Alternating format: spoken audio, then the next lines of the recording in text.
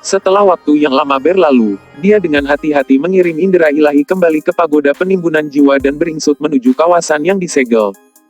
Dari indera ilahinya, area yang disegel tampak seperti ditutup dengan retakan yang terhitung jumlahnya, seolah-olah dorongan sekecil apapun akan mematahkannya. Bai Xiaochun tetap di sana dengan ragu-ragu, menganalisis denyut energi samar yang kadang-kadang muncul dari sisi lain. Aku sudah selesai. Kaput. Aku telah menyebabkan bencana lain. Tertekan, dia menyadari bahwa itu bukan pilihan untuk membeli diri sendiri, dan bahwa dia benar-benar perlu melihat untuk memahami apa yang dia hadapi. Dengan sangat berhati-hati mengendalikan kendalinya, ia perlahan-lahan mengirimkannya ke salah satu celah. Dia tidak mengirim banyak, sedikit, tapi itu cukup untuk memberikan gambaran umum tentang apa yang ada di dalam area yang disegel. Yang mengejutkan, ada dimensi di dalamnya. Itu adalah ruang kosong yang dipenuhi dengan cahaya abu-abu, kedalaman yang bisa dilihat seorang lelaki tua yang duduk bersila di meditasi. Wajahnya keriput, dan dia tidak memiliki rambut. Yang mengejutkan, dia dikekang dengan ketat oleh 999 rantai yang terbentuk dari simbol magis. Auranya jauh melampaui dewa, dan bagi Bai Xiaochun, ia tampak seperti dewa atau dewa. Tekanan belaka yang berasal darinya membuat Bai Xiaochun gemetar. Apakah dia setengah dewa? Bai Xiaochun berpikir, hampir tidak bisa bernapas. Apa yang dilihatnya melalui akal ilahinya hampir menyangkal kepercayaan. Takut menarik perhatian lelaki tua itu, ia dengan hati-hati mulai menarik kembali perasaan ilahinya. Pada saat yang sama, ia memutuskan bahwa ia tidak benar-benar menginginkan pagoda penimbunan jiwa ini. Namun, pada saat yang sama mata orang tua itu terbuka untuk mengungkapkan cahaya seterang matahari yang bersinar. Pada saat yang sama, ia tiba-tiba berubah menjadi piton berkepala 3 berwarna merah. Bai Xiaochun tidak bisa menahan diri untuk tidak berteriak.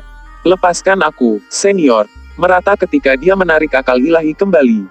Namun, sewaktu-waktu kemudian, dia mengambil alih indera ilahi dari bergerak. Gumamnya. Hanya pada titik inilah dia menyadari bahwa lelaki tua yang dirantai itu tidak tampak jasmani. Sebaliknya, ia sebagian tembus cahaya, hampir seolah-olah ia tidak lengkap. Yang lebih jelas lagi adalah bahwa cintanya, meskipun sangat kuat, agak kosong, hampir seolah-olah dia tidak sadar. Dia adalah jiwa yang berinkarnasi. Bai Xiaochun tersentak dan melihat sedikit lebih dekat. Jiwa dewa setengah dewa yang terpuruk. Setelah mengkonfirmasi apa yang dia lihat, Bai Xiaochun dengan hati-hati menarik indera ilahinya. Kemudian, dia duduk di sana, jantung berdebar kencang, memandangi pagoda penimbunan kristal yang dia pegang di tangan yang bergetaran. Jika ada jiwa dewa, maka masuk akal bahwa akan ada jiwa setengah dewa. Meskipun jiwa di pagoda itu berubah bentuk dan tidak, ia masih dianggap sebagai jiwa setengah dewa. Jelas itu pada awalnya bukan milik seorang pembudidaya, tapi, lebih tepatnya, binatang buas tingkat dewa. Pasti ada entitas yang maha kuasa di masa lalu, yang dibunuh oleh beberapa pembudidaya. Jiwa yang berubah menjadi disegel, baik oleh siapapun yang membunuhnya, atau bahkan dengan dirinya sendiri. Apapun yang terjadi, itu berakhir di pagoda penimbunan jiwa ini. Bai Xiaochun menghargai betapa berharganya harta ini yang diperolehnya. Tidak dapat menahan rasa penasarannya, ia mengirim akal ilahi kembali ke pagoda untuk mempelajarinya lebih lanjut. Keesokan harinya pada siang hari, dia melakukan inspeksi, dan menatap langit di langit dengan pencerahan. Itu benar-benar jiwa tak sadar yang disatukan yang menyatu dalam pagoda. Jika pagoda itu hendak menantang, jiwa yang tersegel juga akan membebani. Namun, secara bersamaan akan menghasilkan ledakan energi destruktif yang mungkin akan membunuh bahkan seorang dewa atau setidaknya menimbulkan cedera serius. Benda ini pada dasarnya adalah benda ajaib sekali pakai. Fungsi penimbunan jiwa hanyalah fitur sekunder, atau mungkin sesuatu untuk digunakan sebagai fungsi sebenarnya. Bai Xiaochun benar-benar terguncang, dan bahkan tidak bisa membayangkan entitas apa yang bisa mengubah jiwa dewa yang berubah menjadi benda magis sekali pakai. Hampir tidak nyata bahwa gitu saja memperoleh item yang akan mengancam bahkan bagi dewa. Namun, itu belum tentu perasaan yang baik. Lebih seperti yang menakutkan. Apakah itu benar-benar kebetulan? Pikirnya, mengingat semua yang menyebabkannya dipindahkan ke Wildlands. Semakin banyak segalanya, sepertinya ada sesuatu yang terjadi. Setelah berpikir lebih jauh, dia mengalahkan pagoda penampung jiwa itu dan memanggil kedua penggarap jiwa itu. Mereka dengan cepat menjawab ke gua abadi dan memberi salam, tentang apa yang sedang terjadi. Melihat dua penggarap jiwa dengan mata yang bersinar seperti kilat, ia tepat ke pengejaran dan bertanya, "Di mana kamu mendapatkan pagoda jiwa ini?" Untuk memastikan mereka tidak tertidur, dia membuka sedikit mata Dharma Heaven Span-nya sehingga sedikit dia bisa merasakan perubahan dalam aura dan fluktuasi mereka. Para penggarap jiwa gemetar di bawah kekuatan tekanan yang membuat mereka lelah, dan tidak berani menahan apapun. Mereka melanjutkan untuk menceritakan segala sesuatu tentang pagoda penimbunan jiwa dengan sangat rinci. Ternyata, pagoda itu adalah pusaka warisan kuno di suku Black Mountain. Bahkan dua pembudidaya jiwa tidak benar-benar yakin akan asal-usulnya. Sebagian besar suku buas di Wildlands akan memiliki beberapa objek yang ditinggalkan oleh para pendiri leluhurnya. Beberapa akan sangat berharga, sementara yang lain relatif tidak signifikan. Setelah mendengar ini, Bai Xiaochun memanggil para pemimpin orang pembohong di suku dan mengajukan pertanyaan menanyakan pertanyaannya. Pada akhirnya, dia memecat semua orang dan duduk di sana, mengerutkan kening. Jelas pagoda penimbunan jiwa tidak lebih dari sesuatu yang diturunkan dari generasi ke generasi di suku Black Mountain. Itu, seperti barang warisan lainnya yang serupa, telah ada sejak lama sehingga tidak ada yang tahu banyak tentang mana asalnya. Dia masih tidak merasa percaya diri berdasarkan apa yang dia ketahui, jadi dia kembali ke para orang-orang pembohong dan meminta untuk melihat hal-hal lain yang ditinggalkan oleh leluhurnya mereka. Setelah semuanya memeriksa dengan seksama, dia tidak bisa menemukan petunjuk yang berguna. Akhirnya, ia terpaksa meninggalkannya untuk mencari informasi tentang asal mula pagoda penimbunan jiwa. Larut malam itu, dia berdiri di luar gua abadi, pelajari langit, tanah, dan gunung. Akhirnya, tampak bersinar terang. Aku harap hal-hal yang berlebihannya, bagaimanapun, pagoda penimbunan jiwa ini setidaknya bisa menjadi kartu truf yang kuat. Sayang sekali aku hanya bisa menggunakannya sekali. Sambil mendesah, dia memecahkan masalah itu dan menghentikannya. Beberapa hari kemudian, ia memilih untuk meninggalkan suku Black Mountain. Setelah kepergiannya, semua orang pembohong itu bersujud, mata penuh dengan kekaguman dan rasa hormat. Kedua pembudidaya jiwa berperilaku serupa. Bai Xiaochun melihat sekeliling, membesar melihat ukuran populernya dia. Kembali di desa asalnya, semua orang telah bertemu untuk menemuinya dengan meriah. Itu sama di Sekte Streamroh, Sekte Penangkal Sungai, dan tentu saja Kota Langit di Sekte Polaritas Langit Dao Berbintang. Sekarang di sini dia di Wildlands, di mana suku Black Mountain sama-sama menemuinya dengan meriah. Beberapa saat kemudian, dia menyapu bersih dengan perasaan ilahi untuk memastikan bahwa tidak ada dari mereka yang gong atau drum tersembunyi di pakaian mereka. Setelah itu dia yakin dengan mereka melihatnya pergi. "Kamu semua diberhentikan," katanya dengan lambaian tangan.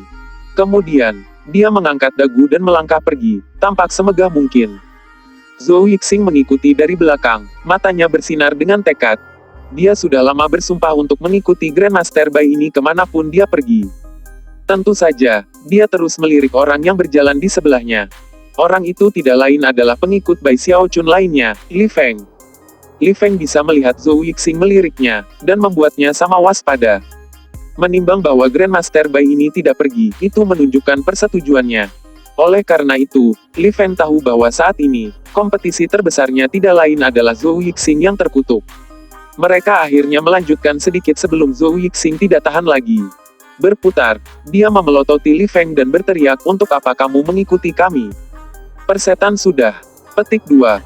Kemudian, dia berbalik dan menghadap ke Bai Xiaochun di pinggang, menempel di wajah ekspresi bahwa dia telah berlatih akhir-akhir ini. "Grandmaster," katanya, "orang ini tidak baik. Dia jelas mengikuti kita karena dia memiliki semacam rencana jahat." Petik 2. Bai Xiaochun memberikan gerutuan yang tidak biasa, tapi tidak lebih. Mengambil peta, dia memeriksa untuk melihat ke arah mana Giant Ghost City berada. Li Feng memandang Zhou Yixing dengan mencemooh sambil menggenggam tangan dan pada Bai Xiaochun. "Tolong jangan salah paham, Grandmaster. Hamba kamu yang rendah hati tidak memiliki niat seperti itu. Karena rasa hormat aku yang mendalam kepada kamu, aku dengan tulus ingin menjadi pengikut kamu." Li Feng mengatakan yang sebenarnya. Dia sangat ingin menjadi pengikut Bai Xiaochun sehingga dia hampir harus menahan diri dari pencapaiannya sehingga dia tidak akan diusir. Namun, Bai Xiaochun tidak memperhatikannya. Sebaliknya, dia hanya berbalik untuk pergi. Zhou Yixing, di sisi lain, merasa luar biasa. Menatap Li Feng, dia mengejar Bai Xiaochun, ekspresinya lebih menjilat dari sebelumnya. Bab 582, Klan Bai, Pinggiran Timur. Li Feng menjadi sangat penting. Bagaimanapun, Grandmaster Bai ini adalah ahli nujum darat, ahli nujum yang paling kuat yang pernah bertemu Li Feng. Manfaat menjadi pengikut orang seperti itu deskripsi, dan Li Feng tahu bahwa dia tidak memanfaatkan kesempatan ini, dia akan menyesalinya selama sisa hidupnya. Sadar bahwa dia harus melakukan sesuatu untuk membuat dirinya berharga, dia cepat-cepat berteriak, "Tunggu aku, Grandmaster Bai. Aku bisa banyak berguna.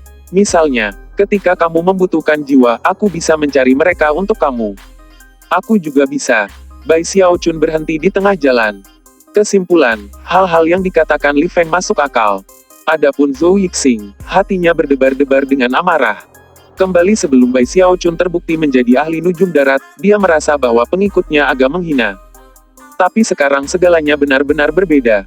Sejauh mana dirinya, Bai Xiaochun hampir seperti dewa. Zhou Yixing telah melakukan banyak menjilat but untuk mencoba membuat Li Feng ditendang pergi, hanya untuk membuat tanpa malu-malu menawarkan untuk melakukan hal-hal yang sama yang dia bertanggung jawab atas. "Aku juga bisa melakukannya," teriaknya, khawatir Bai Xiaochun akan setuju. Bai Xiaochun berkedip beberapa kali, tapi mempertahankannya. Dia bisa mengatakan bahwa keduanya memandang satu sama lain sebagai kompetisi, dan sebenarnya, dia benar-benar senang dengan itu. Tanpa mengatakan apa-apa, dia melanjutkan. Merasa sedikit lebih baik, Zhou Yixing memelototi Li Feng dan bagaimana dia akan menginjaknya sampai mati jika dasar budidayanya tidak disegel.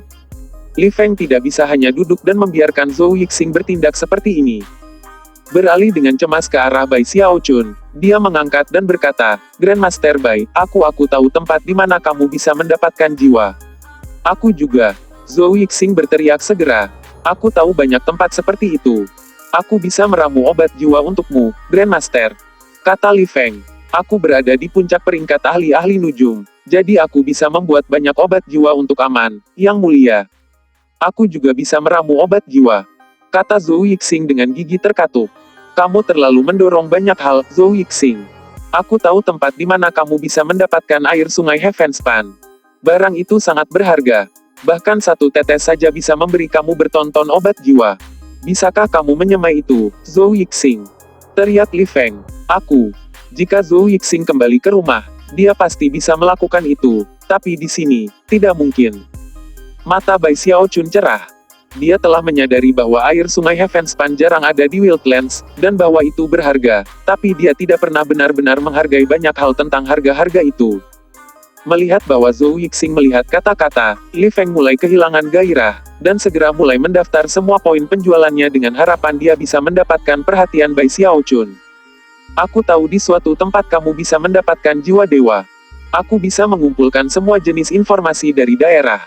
Aku bisa." Mata merah, Zhou Yixing baru saja akan menawarkan balasan ketika Bai Xiaochun tiba-tiba berhenti dan berbalik. Kemudian, hati Zhou Yixing mulai berdebar saat dia menyadari bahwa Bai Xiaochun sedang membocorkan Li Feng. "Apakah kamu baru saja mengatakan bahwa kamu tahu lokasi jiwa dewa?" Penuh dengan kegembiraan karena reaksi Bai Xiaochun, Li Feng segera menggenggam tangan dan dalam-dalam. "Grandmaster Bai, hambamu yang rendah hati benar-benar memiliki beberapa informasi tentang jiwa dewa. Menurut rumor, Raja Hantu Raksasa itu sendiri memilikinya. Selain dia, masing-masing dari 3 klan ahli nujum besar di wilayah Giant Ghost City juga memiliki satu." Bai Xiaochun mengerutkan kening. Dari apa yang bisa dia katakan, informasi ini mungkin juga bikinan lengkap. Zhou Yixing sangat senang melihat Bai Xiaochun mengerutkan kening, dan memutuskan bahwa ia harus membalas serangan.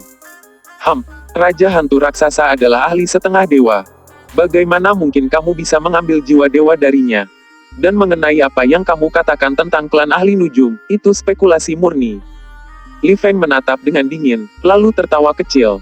Menempatkan sangat hormat di wajah, dia memandang Bai Xiaochun dan berkata, "Bagaimana mungkin aku bisa melakukan apa saja untuk menipu Grandmaster Bai?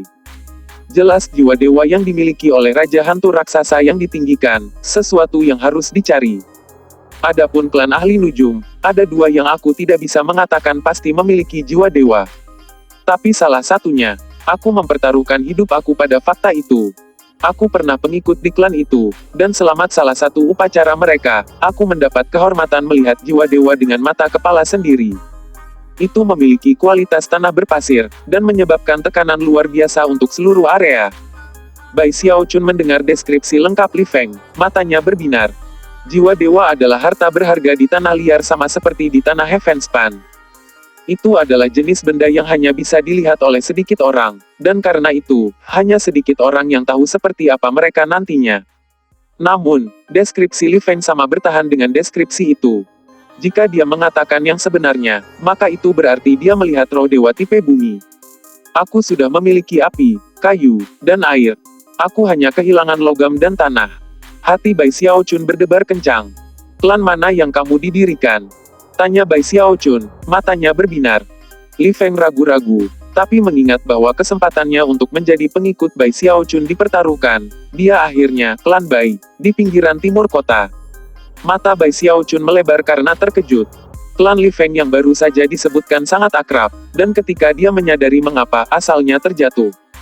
Pinggiran timur kota, pikirnya. 3 klan ahli nujum besar klan Bai. Klan Bai Hao berasal. Pikiran seperti itu membuat jantungnya berdebar kencang. Tapi sebuah klan seperti itu, klan besar yang mengawasi Giant Ghost City, mereka pasti memiliki Deva Patriarch. Bai Xiaochun menyukai, namun, masih ragu-ragu. Namun, dia benar-benar harus mendapatkan lebih banyak jiwa dewa, dan mengingat bahwa dia sudah dianggap sebagai Bai Hao, itu mungkin akan membuat segalanya lebih mudah. Saat dia ragu-ragu, pikiran Li Feng mulai memberikan informasi lebih lanjut tentang klan Bai.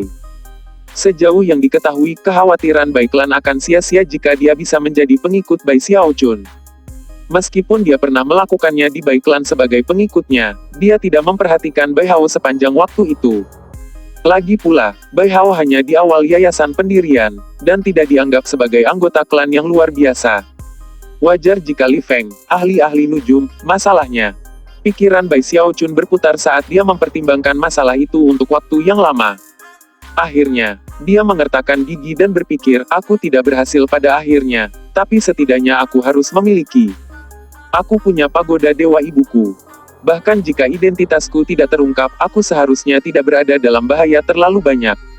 Pada saat yang sama, mengambilnya terhadap Nyonya Merah Debu membara. Jika itu bukan untuknya, dia tidak perlu meminta roh dewa untuk melangkah ke tahap Naschensol.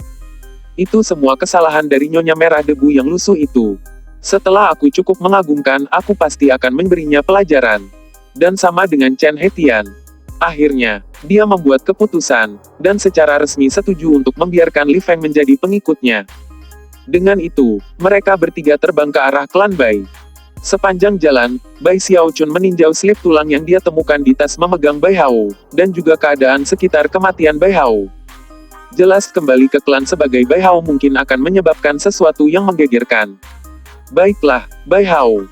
Jika aku mendapat kesempatan, aku akan mencari tahu siapa yang bertanggung jawab atas kematian kamu dan membalas dendam. Petik 2. Beberapa hari kemudian, mereka mendekati Bai Clan. Jelas tidak perlu membawa Li Feng dan Zhou Yixing bersamanya, jadi pada titik tertentu ia berhenti dan mengatur agar mereka tinggal di sekitarnya dan bekerja pada kultivasi mereka. Siap untuk datang gitu ia memanggil mereka.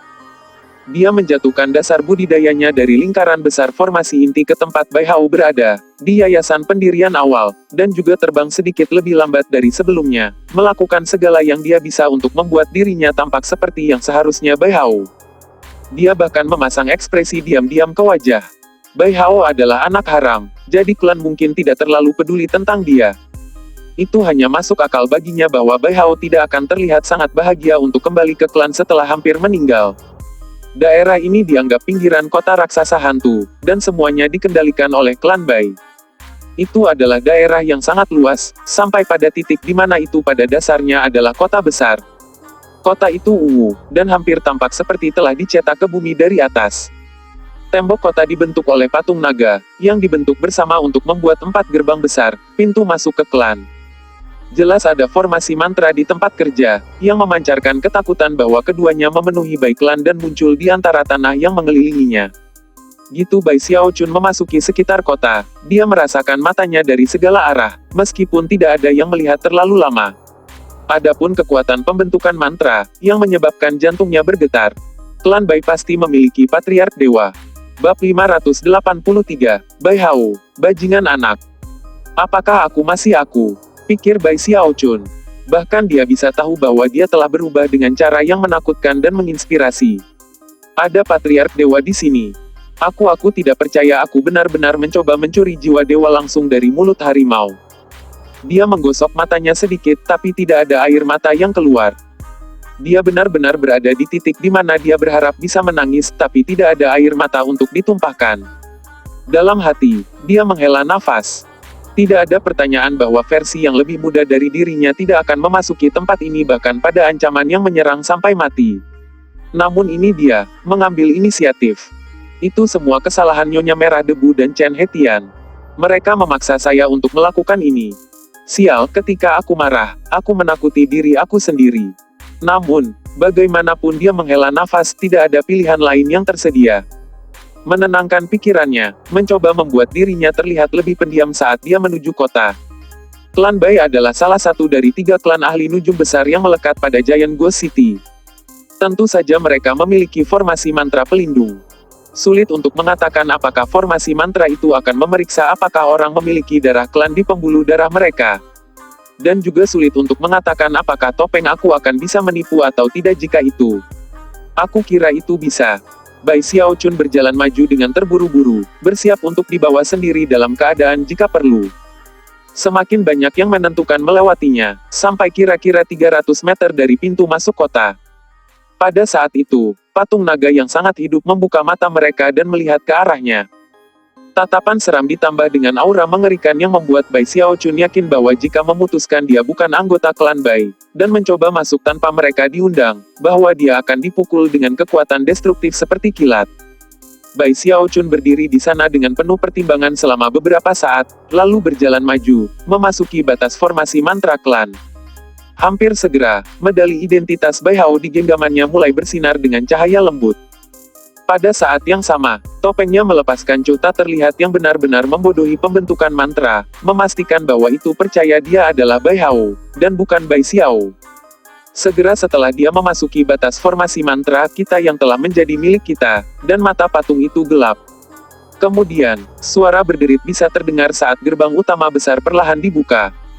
Seorang pria parubaya berjalan keluar yang berada di lingkaran besar kondensasi Qi. Tangannya diselipkan ke balik lengan jubahnya, dan sangat kurus. Mata apapun selain Bai, dia mengerutkan kening saat dia melihat Bai Xiaochun atas dan ke bawah.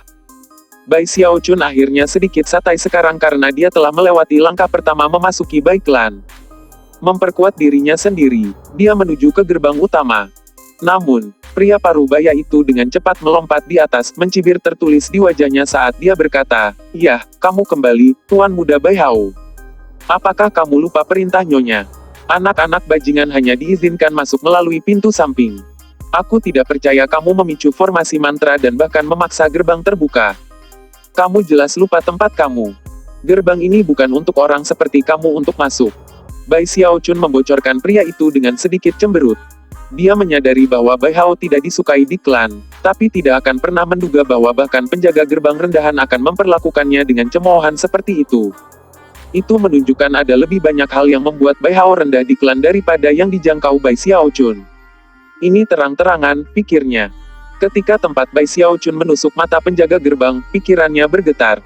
Rasanya dingin yang intens tiba-tiba mencengkeram benaknya dan tiba-tiba merasakan ke tengah musim dingin. Terkejut, dia tidak berani terus membocorkan mata Bai Xiaochun, dan bahkan tanpa sadar melangkah keluar dari jalan untuk memberi ruang. Bai Xiaochun berjalan melewati, wajahnya tanpa ekspresi. Baru setelah dia memasuki gerbang dan berjalan pergi, penjaga gerbang pulih. Bagaimana perasaan Bai Hao bisa gitu intens? Gumamnya, sebelumnya tidak seperti itu. Setelah memasuki klan itu sendiri, Bai Xiaochun mulai hanya berjalan-jalan. Tempat itu besar, tapi itu adalah klan, jadi tidak ada hal-hal seperti toko dan toko. Hanya ada rumah-rumah mewah milik berbagai garis keturunan klan. Semuanya didekorasi dengan mewah, lengkap dengan batu hias dan pepohonan. Anggota klan berjalan di sana-sini, dan beberapa terbang di atas kepala. Secara keseluruhan, itu adalah tempat yang ramai. Sebelum dia bisa melangkah jauh, seorang wanita muda berpakaian seperti seorang pelayan muncul di depan, berjalan ke arahnya saat dia berbicara dengan seorang teman. Ketika dia melihat Bai Xiaochun, matanya bersinar karena cemoohan, dan dia dingin. Adakah yang bahkan bangun di departemen urusan pengunjung? Menunjukkan, mereka akan membiarkan siapapun masuk melalui gerbang. Dengan itu, dia berjalan melewatinya. Bai Xiaochun baru saja akan menatap dengan marah, tapi menahan diri. Hadapi saja, pikirnya. Bagaimanapun, aku bukan Bai Hao. Sambil menarik napas dalam-dalam, dia melihat dari atas bahunya pada gadis pelayan dan kemudian melanjutkan perjalanannya. Saat menjelajahi kota, dia bertemu beberapa pelayan, yang semuanya tampak terkejut melihatnya. Namun, masing-masing juga memiliki pandangan mencibir dan jijik di mata mereka. Banyak dari penampilan mereka tampak terlalu berlebihan untuk menjadi tulus, seolah-olah mereka hanya menunjukkan. Yang lain tidak menyentuh sama sekali, melainkan reaksi secara naluriah, seolah-olah mereka benar-benar menganggapnya, atau bahkan kotor. Bai Xiaochun mengalami kesulitan untuk tidak marah, tapi dia terus mengingatkan dirinya sendiri tentang tujuan datang ke sini. Tangani saja, pikirnya, menggertakkan giginya. Setelah melihat-lihat kemana-mana, dia masih tidak tahu di mana Bai Hao tinggal, dan jelas dia tidak hanya bisa bertanya kepada orang-orang. Semakin banyak waktu berlalu, semakin dia sadar akan seperti apa kehidupan Bai Hao. Meskipun dia telah diperlakukan untuk diperlakukan dengan buruk, dia tidak pernah membayangkan itu akan seburuk ini. Apa sebenarnya alasan dari semuanya? Pikirnya. Pada satu titik ketika dia berjalan, seorang lelaki tua berjalan keluar dari sebuah kuil di depan. Pakaiannya memiliki kualitas yang lebih baik dari yang dilihat Bai Xiaochun sejauh ini, dan dia memiliki dasar kultivasi yayasan pendirian. Jelas dia bukan anggota klan, melainkan seseorang yang disewa untuk melayani sebagai pelayan. Saat berjalan keluar, tangan tergenggam di belakang, bersiaplah untuk pergi, ketika tiba-tiba dia melihat Bai Xiaochun. Kemudian, membelalak kaget sebelum berbalik sangat suram. Bai Hao, apakah kamu lupa tempat kamu? Ini bukan tempat yang bisa kamu kunjungi kapan saja kamu mau. Apa yang kamu miliki? Berani-beraninya kamu menguasai aturan klan. Dari cara mata lelaki tua itu melintas, dan dari nada-nadanya yang tidak sopan, sepertinya dia sedang memarahi seorang pelayan. Sampai saat ini, Bai Xiaochun hanya menampilkan semua penampilan kotor yang diberikan orang kepadanya. Tapi fakta bahwa pria tua ini benar-benar pergi untuk menegurnya menyebabkan naiknya Bai Xiaochun. Namun, sebelum dia bisa melakukan apapun, suara seorang wanita muda terdengar. Fei Chen, ini adalah klan Bai, dan tidak peduli apa posisi kamu bukan anggota klan kami. Apa yang memberi pelayan sepertimu hak untuk bertindak dengan tidak hormat? Pada titik ini, seorang wanita muda cantik muncul, melayang-layang di udara. Dia memiliki ekspresi dingin dan dasar kultivasi yang mendalam dalam lingkaran besar yayasan pendirian. Bai Xiaochun menatap dan bersamaan menekan amarahnya yang meningkat. Wajah lelaki tua itu jatuh, dan matanya berkedip dengan sedikit jaringan. Sambil menunduk, dia menggenggam tangan dengan rasa hormat ke arah wanita muda itu. Salam, nona muda kelima. Itu hanya selip lidah oleh seorang pelayan tua. Namun, kepala klan benar-benar menetapkan aturan bahwa bajingan tidak diizinkan masuk ke distrik tempat tinggal dalam kecuali dipanggil. Wanita muda itu melirik Bai Xiaochun, menghela nafas dan kemudian memperhatikan perhatiannya kembali ke pria tua itu. Tidak masalah apa situasinya. Kamu mungkin tidak gitu sopan kepada anggota klan. Dengan itu, dia memandang dan terbang ke jarak. Tentu saja, kata pria tua itu. Namun, setelah dia pergi, dia kembali membocorkan Bai Xiaochun dengan jijik. Kamu akan luput dari hukuman hari ini karena wanita muda kelima muncul. Kembali ke distrik utara. Jika aku melihat kamu di sekitar sini lagi, aku akan melaporkan kamu kepada kepala klan. Dengan dingin, ia menjentikkan lengan bajunya dan berjalan pergi. Bai Xiaochun merasa seperti dia akan meledak. Dari saat dia memasuki Bai Klan, dia dipaksa untuk bertahan dan bertahan. Jika keadaan terus seperti ini, dia tidak yakin apakah dia bisa terus bertindak sebagai Bai Hao. Bagaimana Bai Hao menghadapi semua ini? Apa gunanya tinggal di klan seperti ini? Bahkan jika dia tidak disukai, itu seharusnya tidak ekstrim ini. Pasti ada lebih banyak cerita. Yah, terserahlah. Aku bukan Bai Hao, jadi aku rasa aku hanya harus menghadapinya sampai aku mendapatkan jiwa dewa itu. Sambil menggertakkan giginya dan melakukan yang terbaik untuk menekan amarahnya, dia membalik dan menuju ke utara. Pada saat itulah saya memperhatikan sebuah pagoda 7 lantai di tengah-tengah sekelompok rumah besar yang luas. Bab 584, sebuah petunjuk. Pagoda 7 lantai terlalu jauh, membuatnya mudah untuk melihat tidak indahnya itu, bersinar seperti harta yang melimpahkan segala sesuatu di sekitarnya. Itu dan mantra terbatas yang mendukungnya sangat penting bahwa itu adalah tempat yang penting bagi klan Bai. Saat Bai Xiaochun berjalan menuju distrik utara, seorang wanita parubaya berdiri di balkon lantai 5 pagoda, ekspresinya dingin seram saat dia menatap. Dia mengenakan pakaian mahal yang ditenun dari benang roh dan disulam dengan 9 burung phoenix, yang memancarkan panas lembut yang menunjukkan itu memiliki sifat magis yang dirancang untuk meningkatkan penampilan baik seseorang. Pakaian seperti itu sangat boros di Wildlands. Bahkan di daerah sungai Heavenspan, itu akan menjadi jenis pakaian yang hanya akan dikenakan oleh wanita kelas atas.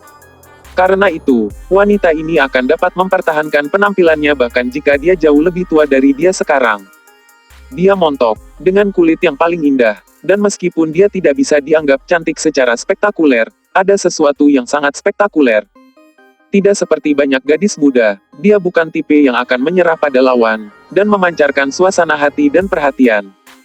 Saat dia mengungkapkan Bai Xiaochun berjalan menuju distrik utara, dia mengertakkan giginya dengan racun paling berbahaya yang bisa dibayangkan.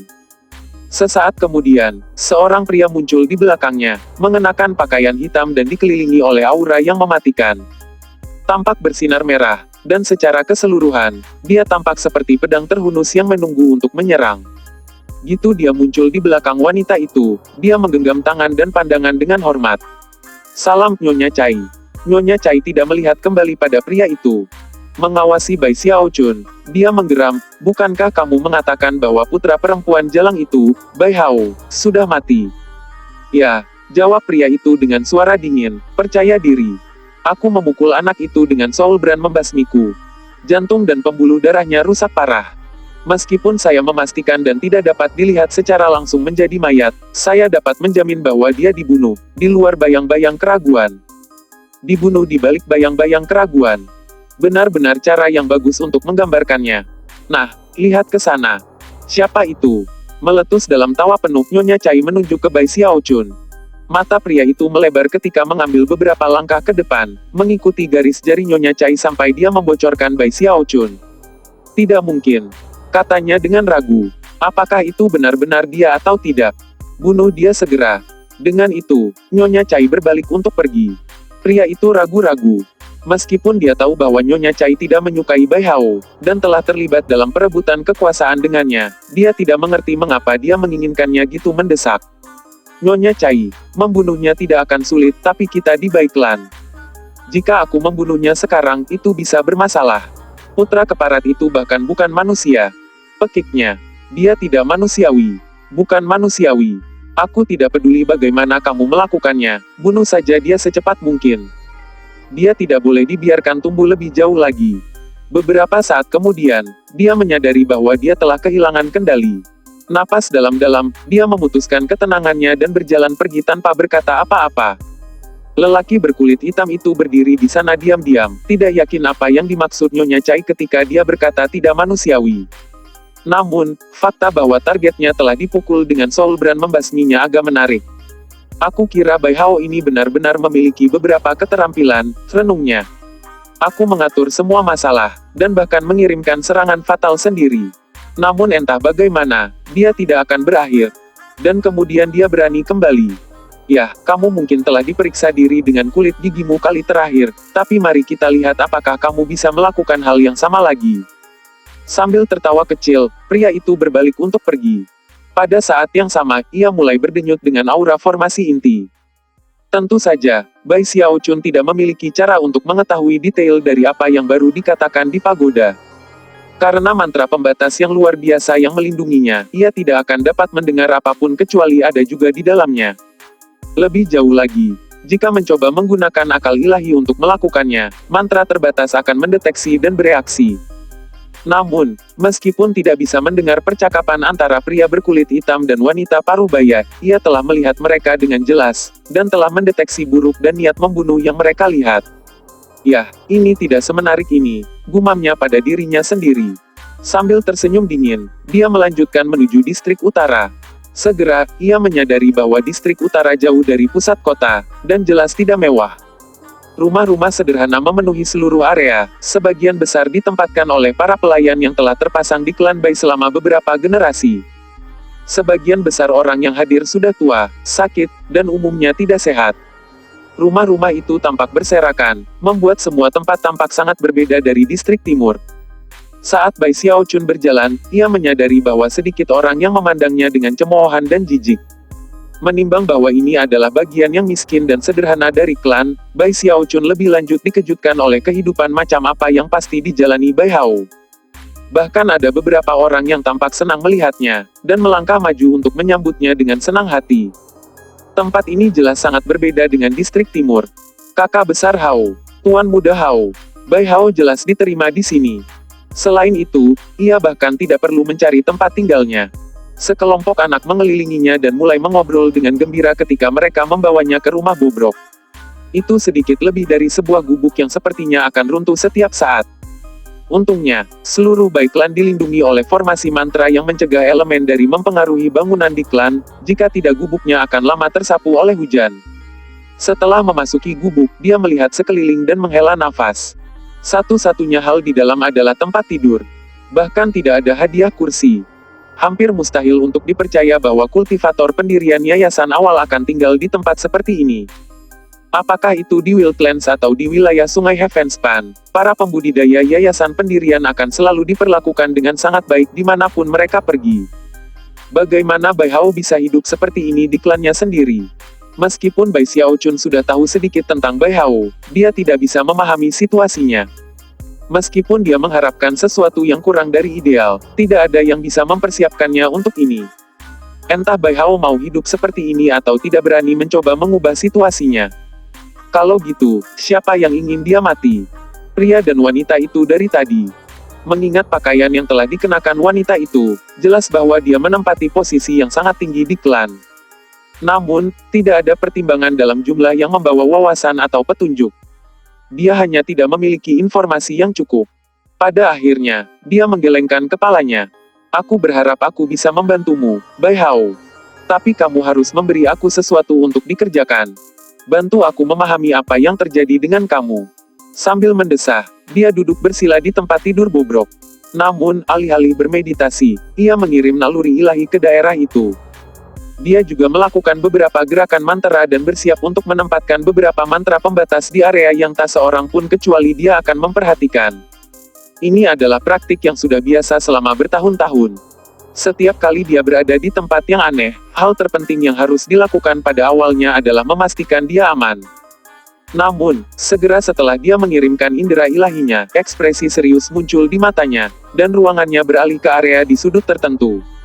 Melangkah dari sofa, dia berjalan dan berjongkok untuk melihat lebih dekat. Meskipun sudut ruangan ini terlihat biasa dalam segala hal, ketika di dalam surga menyentuhnya, ia bisa merasakan fluktuasi yang masih ada dari beberapa teknik magis. Mereka pingsan, seolah-olah mereka telah menghilang selama berbulan-bulan sekarang, dan baru saja akan menghilang untuk selamanya. Kalau bukan karena fakta bahwa Bai Xiaochun saat ini menyatu dengan 3 klonnya, melipat gandakan sensitivitas akal ilahinya, maka dia tidak akan pernah memperhatikan jejak. Meskipun indera ilahi saat ini tidak memiliki semua kekuatan yang akal ilahi Naschen Soul lakukan, itu sama akutnya seperti yang dimiliki oleh ahli jiwa Naschen. Setelah memeriksa lokasi lebih jauh, mata Bai Xiaochun berbinar karena terkejut. Seseorang menggunakan semacam sihir di sini. Itu belum lama, paling lama berbulan-bulan. Dari tampilan benda, jenis sihir lain yang digunakan kemudian untuk membersihkan tanah. Hapus beberapa bukti dari sesuatu yang mungkin. Keingintahuan tumbuh, Bai Xiaochun membuka mata Heavenspan Dharmanya hanya celah, dan mengirim cahaya valet keluar ke batas-batas pondok. Setelah melihat ke tanah menggunakan metode ini, Bai Xiaochun menyadari bahwa apa yang telah dihapus dengan sihir kemungkinan besar adalah beberapa baris teks tulisan tangan. Menarik, gumamnya. Tiba-tiba, beberapa bayangan muncul, yang terbentuk menjadi 3 klonnya. Setiap klon membuka celah mata ketiganya, menyebabkan 3 sinar cahaya ungu bertemu di tempat yang sama. Tidak beruntung, Bai Xiaochun tahu apa yang dia lakukan, dan mencegah cahaya valet meninggalkan pondok, memastikan bahwa tidak ada orang yang bisa mendeteksi apa yang dia lakukan. Dalam beberapa saat, baris teks yang telah dihapus cukup membuat Bai Xiaochun bisa bangkit. Terlepas dari tingkat dasar kultivasinya dan tingkat kontrol mentalnya, dengan melihat teks yang menyebabkan dia terkejut. Itu, bab 585, bakat tiada bandingnya. Apa itu api? Menurut penelitian aku, api biasa merupakan zat fisik seperti udara. Sebaliknya, itu adalah refleksi dari sesuatu yang tidak bisa dilihat dengan mata atau akal ilahi. Api mirip dengan aura campuran dari sesuatu yang ilusi dan sesuatu yang ajaib. Satu-satunya alasan kamu dapat melihatnya adalah karena cahaya yang dihasilkan dari keberadaan. Api multiwarna adalah sama. Dalam hal ini, muncul pertanyaan baru. Apa itu jiwa? Dan mengapa jiwa menghasilkan nyala api multiwarna? Pada titik ini Bai Xiaochun terengah-engah, dan matanya selebar piring saat dia membocorkan tulisan itu. Meskipun hanya sebagian dari itu masih terlihat, bahkan sedikit yang bisa dia buat benar-benar terhuyung. Pada saat yang sama, pencerahan dibuat terengah-engah. Ini. Dia tidak pernah membayangkan bahwa seseorang akan mempelajari api dengan cara ini, meneliti dengan sangat detail. Berdasarkan bagaimana kata-kata itu ditulis, rencanakan orang yang meninggalkannya baru saja dengan santai menuliskan pemikiran mereka. Yang paling penting, selain gelombang kejut yang berdebar di hati dan pikiran Bai Xiaochun saat dia melihat kata-kata, mereka membuka pintu baru baginya. Dengan menggabungkan apa yang dia baca dengan pemahamannya saat ini tentang bagaimana menyulap api, dia tiba-tiba merasa seolah-olah dia mendapatkan pencerahan yang signifikan. Betul, inilah yang aku alami ketika menyulap api aku sendiri. Api cerminan zat fisik seperti udara, melainkan dari sesuatu yang lain. Atau mungkin simbol. Dalam banyak hal ini ilusi, dan bukan material like air. Bai Xiaochun melakukan yang terbaik untuk menjaganya, tapi itu hampir mustahil. Dari apa yang dia tahu, orang yang telah meninggalkan kata-kata ini luar biasa, dan memiliki pencerahan yang hampir tak tertandingi sifat nyala api. Dalam hal itu, orang ini hampir seperti dewa.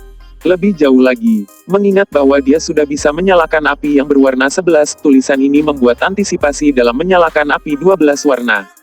Berdasarkan informasi baru ini, dan penelitian dan analisis sebelumnya, ia yakin bahwa ia dapat berhasil. Bai Xiaochun tidak pernah bisa membayangkan bahwa dia akan menemukan nasib baik di sini. Menggambar di atas dasar kultivasinya, ia menuangkan lebih banyak kekuatan untuk mata Dharma Heaven Span dan melanjutkan membaca. Ketika dia berhasil, dia terus berputar dengan kaget. Dan itu terutama benar-benar ketika mencapai akhir teks dan menyadari bahwa itu berisi spekulasi tentang formula untuk nyala api 15 warna. Setelah melihat banyak informasi itu, Bai Xiaochun benar-benar terguncang. Bagaimana ini mungkin? Dengan tercengang, dia membocorkan baris terakhir penulisan. Api bisa menjadi sangat panas, dan memiliki kekuatan mistis. Ketika panas dan kekuatan itu bergabung, mereka membentuk nyala luar, nyala batin, dan nyala api. Metode auguri khusus aku belum menghasilkan formula untuk nyala api 15 warna. Namun, membuat perhitungan akhir seharusnya tidak sulit. Setelah itu nyala api 16 warna dan nyala api 17 warna seharusnya tidak terlalu menjadi tantangan. Bahkan aku yakin bahwa auguri aku dapat menghasilkan formula untuk nyala api 20 warna.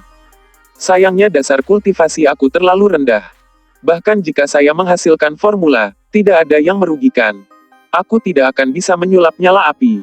Namun, aku masih ingin membuat formula. Aku akan menunjukkan kepada ayah untuk akhirnya membuktikan kepadanya bahwa aku tidak berguna. Aku baik untuk sesuatu. Aku tidak bertarung dengan siapapun di klan untuk mendapatkan posisi. Aku hanya ingin ayah memperhatikan aku. Dalam kata-kata terakhir itu, Bai Xiaochun bisa merasakan keyakinan pembohong dan penyelidikan yang mendalam. Aku tidak percaya dia membuat metode augurinya sendiri untuk menghasilkan formula api multiwarna. Sambil menghela nafas, dia bangkit dan menggunakan Heaven Span Dharma Ai untuk mencari seluruh pondok. Setelah mencari di seluruh tempat beberapa kali, kecemasannya mulai meningkat. Tampak jelas bahwa di beberapa titik di masa lalu, seluruh lantai telah ditutup dengan catatan tentang sulap api. Namun, pada titik tertentu, sebagian besar catatan telah dihapus dengan metode yang tidak diketahui. Jelas mereka telah terhapus oleh seseorang. Formula untuk nyala api 15 warna. Pikir Bai Xiaochun. Tidak ada cara untuk tetap tidak tergerak oleh perkembangan ini. Selanjutnya, jika Bai Hao tidak menulis catatan, lalu bagaimana mereka berakhir di kediamannya? Jika Bai Hao menulisnya, lalu mempertimbangkan tingkat dasar budidayanya, dia jelas telah mencapai pencerahan menakjubkan dari sulap api. Faktanya, kemampuannya jauh melebihi Bai Xiaochun. Tunggu sebentar, itu tidak benar. Jika Bai Hao benar-benar baik, dia hanya bisa mengungkapkan keterampilannya dan mencapai kenaikan monumental di klan Bai. Mengapa dia membiarkan dirinya diperlakukan seperti itu? Bai Xiaochun menggaruk kepalanya sedikit tapi tidak bisa memberikan penjelasan. Dia berdiri dan mulai mondar-mandir di ruangan itu, dan setelah waktu yang lama berlalu, matanya tiba-tiba mulai bersinar terang. Apakah Bai Hao menulis catatan ini atau tidak masalah. Yang penting adalah rangkaian catatan lengkap berisi rumus untuk nyala api 15 warna. Dalam hal itu siapapun yang membunuh Bai Hao kemungkinan juga bertanggung jawab untuk menghapus catatan, atau setidaknya, terhubung ke si pembunuh. Oleh karena itu, pembunuhnya kemungkinan adalah orang yang memiliki set catatan lengkap. Jika saya ingin mendapatkan catatan itu, saya mungkin tidak perlu melakukan apapun. Pembunuhan atau pembunuh akan datang mencari aku untuk menyebabkan masalah. Mengingat kembalinya aku kemungkinan besar memicu niat membunuh mereka. Bahkan, jika saya membuat kegemparan di Bai Clan, mungkin mereka akan membuat rencana mereka. Pada dibatasi, itu akan memberiku lebih banyak petunjuk untuk diikuti untuk mendapatkan catatan itu. Mata Bai Xiaochun berkilauan saat dia membuat keputusan. Menatap sisa-sisa catatan di lantai, dia menghela nafas. Bai Hao benar-benar mengalami hal-hal yang kasar. Aku merasa tidak enak untuknya. Dia pada titik ini, dia cukup yakin bahwa Bai Hao adalah orang yang menulis semua catatan. Namun, saya masih perlu konfirmasi. Menarik slip batu giok, dia mengirim pesan kepada Li Feng dan memintanya untuk dia mulai membuat pertanyaan tentang Bai Hao. Tentu saja, Li Feng tidak tahu bahwa Bai Xiaochun dianggap sebagai Bai Hao, dan oleh karena itu, bersemangat untuk mengikuti perintah. Sejauh yang dia ketahui ini adalah kesempatan bagus untuk pamer. Sengaja menjaga Zhou Yixing dalam bayangan, ia mulai memanggil jaringan teman dan informannya sendiri untuk mencoba mendapatkan informasi.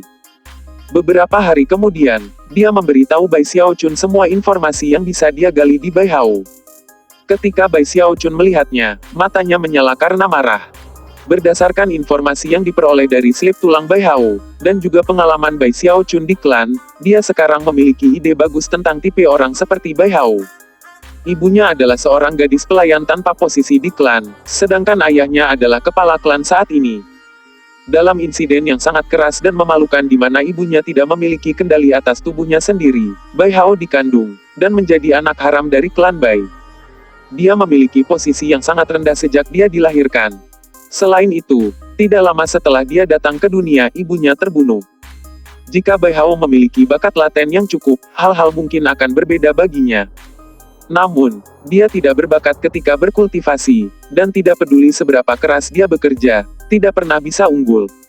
Istri pertama ayahnya tidak lain adalah Madam Chai, yang menempati posisi sangat tinggi di klan. Bahkan, dia berasal dari klan Chai, yang lain dari 3 klan besar yang melekat pada Giant Ghost City.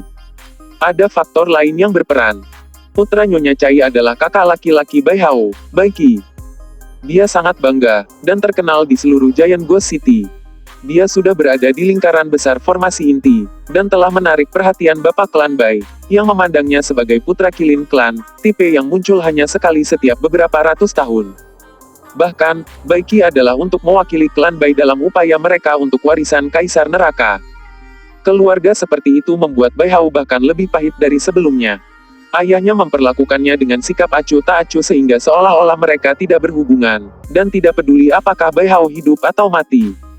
Istri pertama ayahnya membencinya, dan kakak laki-lakinya benar-benar merendahkan, memperlakukan Bai Hao seolah-olah dia adalah seorang pelayan. Akhirnya, Bai Hao dianggap sebagai yang terendah dari yang terendah dalam klan.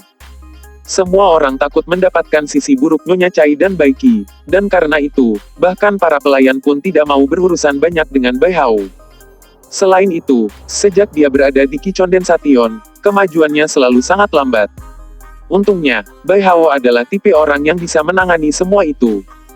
Dia mengenakan wajah tampak lemah dan pengecut, dan selalu menundukkan kepalanya dan menggigil ketika orang-orang mencaci makinya. Akhirnya, orang-orang berhenti memperhatikannya. Beberapa orang bahkan ingat bahwa ia memiliki gubuk di distrik utara.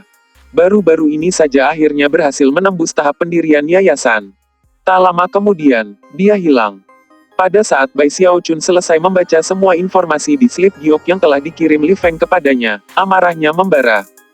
Dia hampir tidak bisa merekonsiliasi informasi di dalam slip dengan pemuda yang dia lihat di hutan. Siapa yang peduli kalau dia terlihat lemah dan pengecut? Jika saya berada di posisi, itulah yang akan saya lakukan untuk tetap hidup. Jika dia menunjukkan tanda-tanda luar biasa, dia akan menjadi ancaman, dan pasti akan tewas.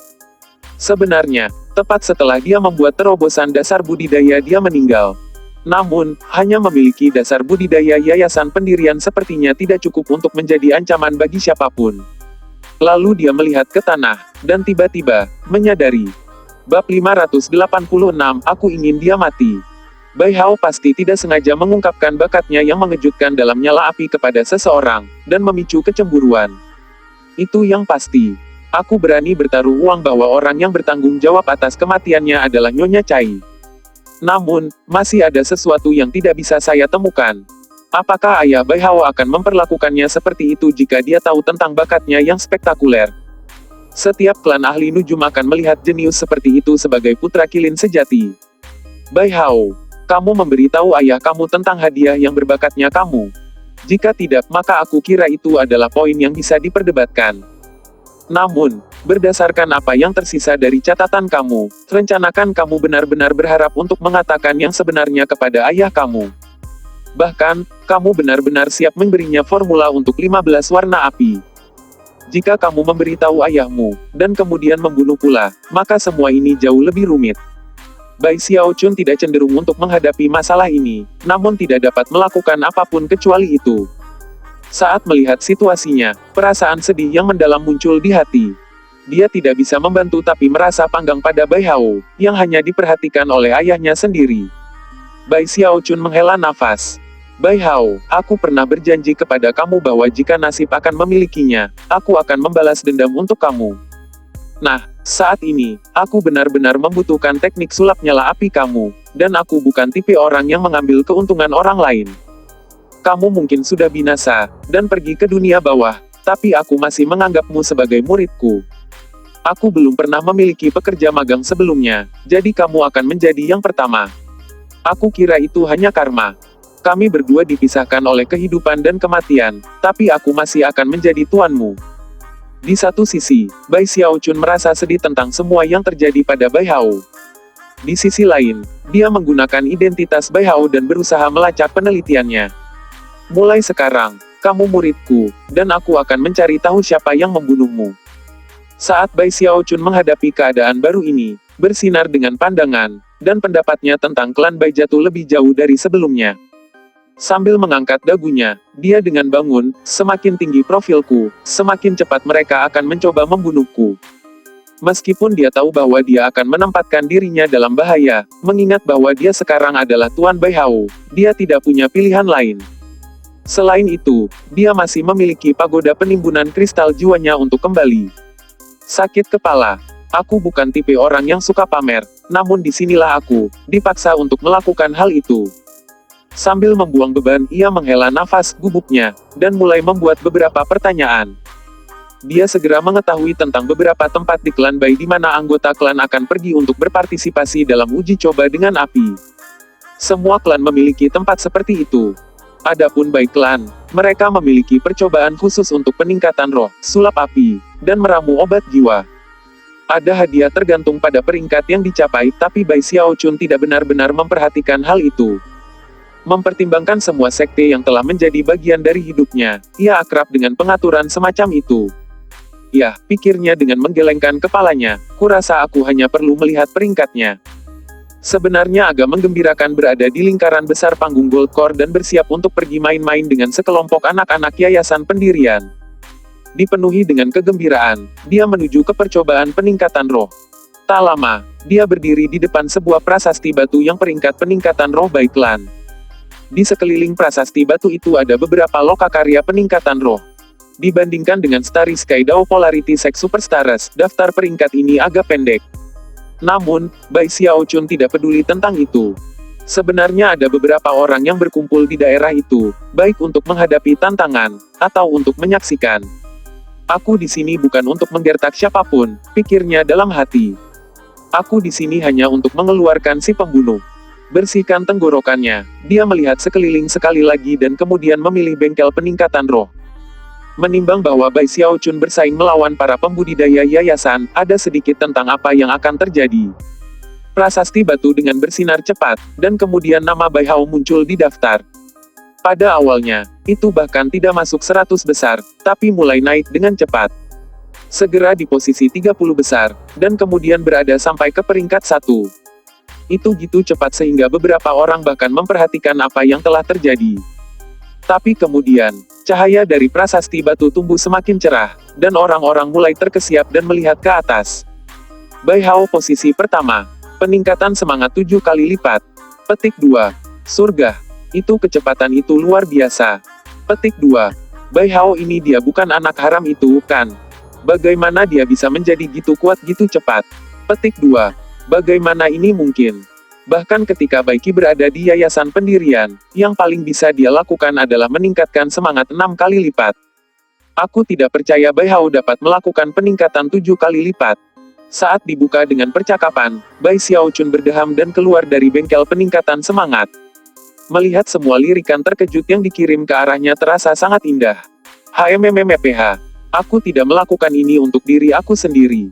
Aku di sini sehingga murid aku dapat merasakan bagaimana rasanya menjadi subjek pemuliaan di seluruh dunia. Bai Xiaochun tidak menjadi gitu berbahaya sehingga dia tidak merasa malu bersaing dengan para pembudidaya yayasan pendirian ketika berada di lingkaran besar komunitas. Panggung inti emas. Meski gitu, dia tidak bisa menahan dagunya, membuat lengan bajunya, dan menuju ke persidangan berikutnya. Di persidangan untuk pengobatan jiwa, bahkan ada lebih banyak orang daripada di persidangan untuk meningkatkan semangat. Peningkatan semangat adalah hal yang sangat sulit. Secara komparatif, meramu obat jiwa sebenarnya jauh lebih mudah. Dan karena klan Bai adalah klan ahli nujum, mereka jelas berbakat dalam hal ini. Nama tertinggi dalam daftar peringkat telah menggunakan waktu yang diperlukan untuk membakar dupa untuk meramu 27 bagian obat jiwa tingkat rendah. Setelah melihat itu, roh Bai Xiaochun melonjak, dan dia dengan cepat memilih bengkel pengobatan jiwa. Tak lama, hal yang sama yang terjadi beberapa saat sebelumnya terjadi lagi. Setelah waktu yang cukup tepat untuk membakar dupa, nama Bai Hao muncul di peringkat 1 dalam peringkat obat jiwa. Lebih jauh lagi, dia sebenarnya telah meramu 50 bagian obat jiwa tingkat rendah. Itu mengejutkan, untuk sedikitnya. Bagi seseorang di tahap yayasan pendirian untuk melakukan sesuatu seperti itu benar-benar menarik, dan gitu anggota klan melihatnya, tangisan tidak terdengar. Tempat pertama 50 porsi. Itu tidak mungkin. Bai Hao aku kenal dia. Dia bukan siapa-siapa. Bagaimana dia bisa mencapai peringkat 1? Petik 2. Seperti kata pepatah, seekor burung mungkin tidak bernyanyi selama bertahun-tahun, tapi ketika itu terjadi, lagunya akan mengejutkan semua orang. Bai Xiaochun muncul untuk mendengar percakapan seperti itu, dan segera merasa cukup senang. Lebih senang, gumamnya, jika rohmu ada di luar sana menyaksikan, tidak perlu mengucapkan terima kasih kepada guru. Jangan khawatir, aku akan menjadi segalanya. Menggerutu pada dirinya sendiri, Bai Xiaochun melangkah ke pengadilan nyala api. Berita tentang nama Bai Hao yang naik ke peringkat peningkatan semangat dengan cepat menyebar melalui klan. Tak lama itu adalah pembicaraan klan, dan tentu saja, berita itu segera sampai ke Nyonya Cai. Area di bawah pagoda di distrik timur dipenuhi dengan rumah-rumah mewah. Di dalam salah satu dari mereka, Nyonya Cai menabrak vas bunga ke tanah, matanya menyala-nyala dengan niat membunuh. Bunuh dia. Kita harus membunuhnya. Dia tidak harus dibiarkan naik untuk menonjol. Berdiri di depannya adalah seorang pria muda dengan ekspresi suram di wajahnya. Dia mengenakan pakaian yang sama mewahnya dengan miliknya, dan sangat tampan. Ini tidak lain adalah kakak Bai Hao, Bai Qi. Melihat ke bawah pada sisa-sisa vas bunga yang hancur, dan kemudian kembali ke ibunya dengan niat membunuh yang mengamuk, dia berkata, "Ibu, tolong, tenang. Dia tidak lebih dari seorang bajingan. Tidak perlu terlalu khawatir tentang dia." Nyonya Cai menatap putranya dan dengan marah berkata, "Mungkin orang lain tidak menyadari kebenaran, tapi tentu saja kamu tahu. Tidak bisakah kamu melihat betapa terampilnya dia dalam menyulap api? Jika ayahmu mengetahui tentang bakatnya, itu akan menjadi ancaman besar bagimu. Bocah itu harus mati." Bahkan saat Nyonya Cai menggertakkan giginya dengan frustrasi, Bai Qi tertawa. "Kamu terlalu berpikir hal-hal, Ibu. Terakhir kali kamu mengirim orang untuk membunuhnya, rencana itu tidak dilaksanakan dengan sempurna. Sebagai kepala klan, ayah jelas tahu tentang hal itu, namun, apakah dia mengatakan sesuatu setelahnya? Apa dia melakukan sesuatu untuk menghukummu?" Kata-katanya, mata Nyonya Cai melebar. "Ibu, kamu benar-benar tidak perlu membuat semua orang kesal karena hal kecil seperti ini. Jika Bai Hao berpikir dia bisa membuat ketenaran, maka aku akan pergi secara pribadi untuk mengurangi 1 atau 2 tingkat. Sambil mengambil pekerjaan, Bai Qi dengan santai membalik-balik dan berjalan pergi. Setelah dia pergi, Nyonya Chai lebih memikirkan masalah ini, dan masih merasa tidak nyaman. Napas dalam-dalam, dia mengeluarkan slip batu giok untuk mengirimkan pesan. Aku ingin dia mati malam ini. Di luar kediaman, bibir Bai Qi berputar menjadi seringai dingin saat dia mengeluarkan slip tulang, yang berisi pesan mengenai posisi Bai Hao saat ini. Setelah menemukan bahwa ia telah pergi ke pengadilan sulap api, Bai Qi menuju ke arah yang sama, ekspresi cemoohan di wajahnya. Sebentar lagi, kamu akan mengetahui bahwa tidak peduli seberapa keras kamu bekerja, dan tidak peduli apa yang kamu lakukan, 1 tamparan di telapak tangan kami tidak akan melihat sia-sia.